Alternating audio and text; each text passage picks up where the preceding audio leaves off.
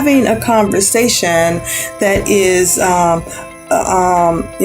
can go to a accusatory type of state. Let's talk about how we can manage that. And that is through taking a time out. The first thing that you need to do is recognize when you need to take a time out. You know the signs. Your fists are clenched. You're red in the face. Your nostrils are flaring. Your heart is beating fast, right? And so you recognize at that point that you no longer have the ability to respond. You are only going to be able to react. And you know that the words that you'll use will not be edifying, but destructive. So that's the first point. Recognize when there is a need for a timeout. The second point is to request a timeout. Here's what you can say.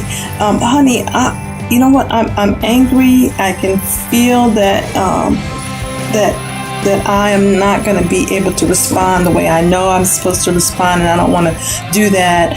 And so I would like to take a timeout for about an hour. So define your period of time. Now that timeout cannot extend over to the next day. It's certainly not beyond that. So a very short period of time.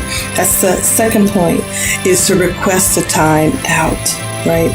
And assuming that is granted, and we can talk later about what to do if it's not granted, but let's assume that it's granted.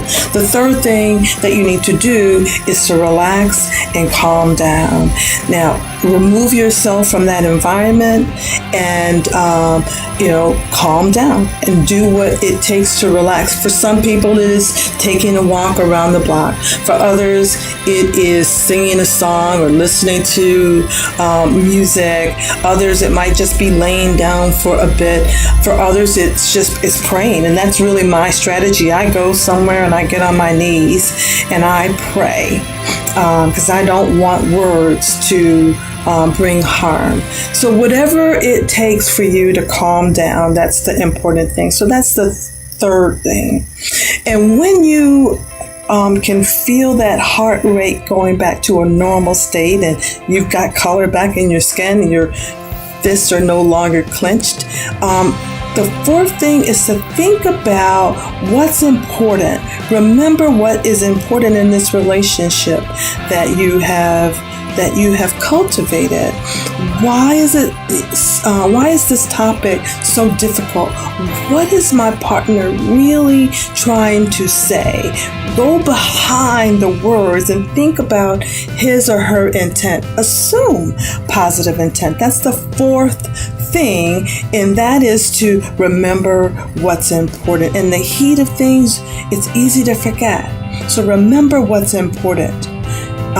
Then the fifth thing is, once you have calmed down and you are able to remember what is important, come back to the conversation, right?